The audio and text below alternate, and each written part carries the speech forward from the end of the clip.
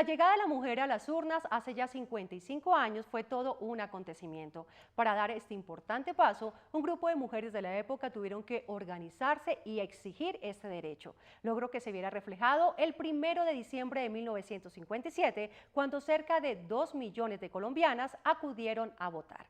Para conocer un poco más sobre este tema, nos acompañan en el set de Registra TV Antonio Francisco Berrocal Rivera, funcionario de la Registraduría Delegada en lo Electoral, y Luis Carlos Donado Abella, director nacional de Censo Electoral en calidad de encargado de la Registraduría Nacional del Estado Civil. Bienvenidos al programa. Es un placer acompañarlos. Gracias por tu invitación. Doctor Berrocal, ¿cómo se dio ese paso de la mujer a las urnas? ¿Cómo fue ese proceso?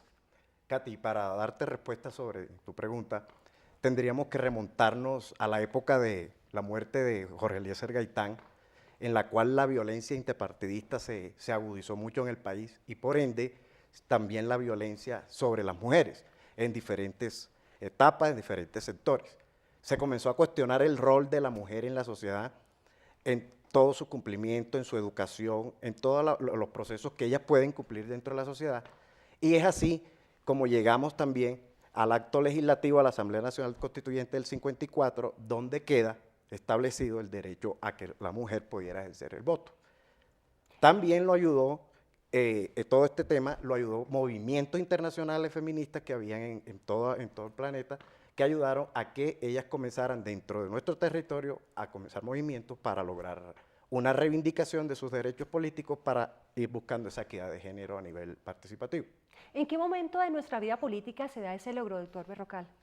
Después de todas estas luchas que te he venido diciendo, se logra precisamente que con el acto legislativo del 54 se les otorga el derecho al voto y ya en el 56 se le otorga la primera cédula a una mujer en Colombia.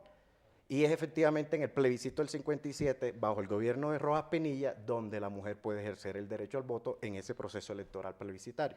Bueno, pero además del logro del voto, que fue obviamente muy importante, se debió obtener el derecho a una identificación, ¿verdad? Efectivamente. Si el acto legislativo en la Asamblea Nacional Constituyente del 54 les otorga a ellas el derecho al voto, en realidad no lo podían hacer efectivo hasta que efectivamente no tuvieran la cédula de ciudadanía, que en ese momento no la tenían. Y ese mismo acto legislativo y un decreto posterior logra que se les otorgue ciudadanía entregándoles el documento. Dicho más, ese documento les sirvió porque en ese momento también no podían ocupar cargos públicos si no tenían la cédula de ciudadanía. Y se extendió la cédula para todos los colombianos, tanto para varones como para mujeres. A partir de ese momento, se dieron para los dos géneros. Para los dos géneros. Doctor Berrocal, a propósito del voto de la mujer, ¿en qué proceso electoral ellas acudieron a las urnas? Precisamente el principal, como tal, a ejercer su derecho al voto fue en el plebiscito del 57. Ya posteriormente pudieron participar en los diferentes procesos que se vinieron dando a elecciones a la Cámara de Representantes y diferentes organismos colegiados de elección popular. Ya que usted nos menciona el plebiscito, doctor Berrocal, explíquenos qué es el plebiscito. El plebiscito es un mecanismo de participación ciudadana. ¿Qué busca este plebiscito? El plebiscito busca es que el presidente convoque al pueblo para que él acepte o rechace una política de gobierno que esté en ese momento en el gobierno de turno. Pero básicamente, ¿qué se requiere para que este procedimiento se apruebe? Primero que todo, para que él pueda convocar, necesita la firma de todos sus ministros, o sea, de todo el gabinete ministerial. Y después, posteriormente, le informa al Congreso, no necesita necesariamente la aprobación del Congreso, él le informa al Congreso de la República que quiere convocar un plebiscito y el Congreso simplemente lo estudia y lo rechaza o no, pero él precisamente el que convoca es el presidente con la firma de los ministros y le informa al Congreso cuándo debe ser, por qué razones necesita él exponer sus políticas de gobierno haciendo una aclaración que solamente no puede someter a plebiscito todo el régimen de estado de excepciones y sobre las otras ramas del poder público. Es decir, que el presidente es el único que puede convocar a plebiscito Es únicamente. El que convoca como tal es el presidente. Doctor Donado, en esa época, estamos hablando hace ya 55 años, ¿cuántas mujeres participaron de ese plebiscito? Para ese proceso electoral participaron 1.835.255 mujeres. En este caso, para este plebiscito del 57, el porcentaje de participación del total de la votación fue del 41.7%. Que fue bastante. Es bastante alto para ser la primera vez que se realiza una votación incluyendo a las mujeres como votantes. Doctor Berrocal, ¿con qué frecuencia se hace un plebiscito aquí en nuestro país? La frecuencia, pues no podríamos hablar estadísticamente de una frecuencia, precisamente como depende de la convocatoria del presidente de la República para someter sus políticas de gobierno. No podemos hablar de una frecuencia porque estamos supeditados a esa facultad que tiene el presidente de la República de convocar. Por lo pronto hemos tenido dos, el plebiscito 57, perdón, uno solo, el plebiscito 57, y de resto lo que hemos tenido más que todo es unas convocatorias a referéndum. Doctor Donado, ¿cuántas mujeres conforman el censo electoral?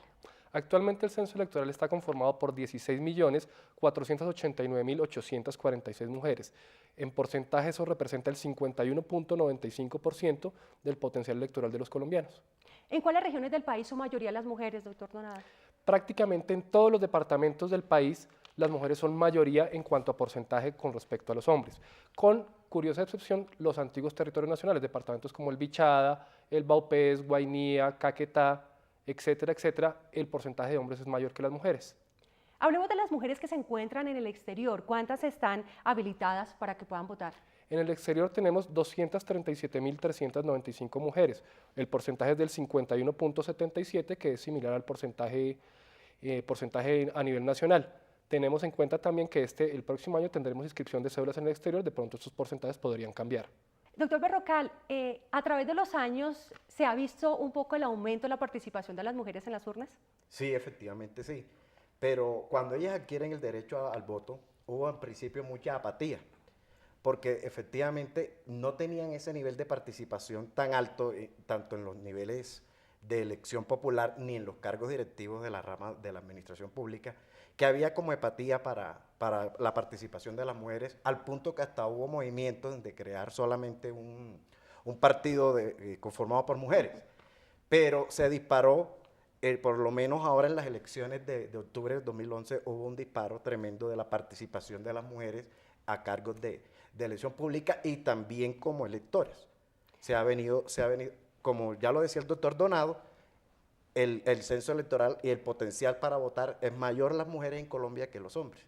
Precisamente, doctor Donado, de lo que habla el doctor Berrocal, en las elecciones de autoridades locales del 30 de octubre de 2011, ¿cuál fue el porcentaje de mujeres candidatas? El porcentaje de mujeres candidatas fue del 36.07%. Fueron un total de 36.137 mujeres que se inscribieron como candidatas para las diferentes gobernaciones, alcaldías, consejos y juntas administradoras locales del país. Doctor Berrocal, de acuerdo con las disposiciones de la reforma política que se refiere a la cuota de género, que ya es una exigencia, ¿verdad? ¿Se podría decir que el propio gobierno ha entendido su rol dentro de la sociedad? Sí, claro, y lo que ya hemos venido tratando a lo largo del programa, sobre todo a las reivindicaciones sociales que ha tratado la mujer de conseguir hacia esa equidad de género, podemos remontarnos tanto en el gobierno Gaviria, Samper, todos estos gobiernos que los han precedido, han creado oficinas hacia la equidad de la mujer, han instaurado políticas de crear más cargos para las mujeres, nombrando más cuotas dentro de sus niveles directivos, y por eso el gobierno, con esta reforma política, está precisamente impulsando la búsqueda mayor de la equidad de género. Por eso, en las cifras que planteaba aquí el doctor Donado, precisamente subió el porcentaje porque por ley tiene que cumplir el 30% de las listas que inscriban los partidos de cuota de género. Así concluimos el capítulo de hoy. A nuestros panelistas les agradecemos su presencia en el programa. Ha sido un placer acompañarte. Con mucho gusto, Katy. Y a nuestros televidentes les recordamos la cita que tienen con nosotros el próximo sábado a las 10 de la noche por Canal Institucional. Si usted desea ver nuevamente este capítulo o los anteriores programas, lo invitamos a visitar nuestra página web www.registraduría.gov.co en el banner prensa, opción Registra TV. Esto es Registra TV, el programa institucional de la Registraduría Nacional del Estado Civil. Hasta pronto.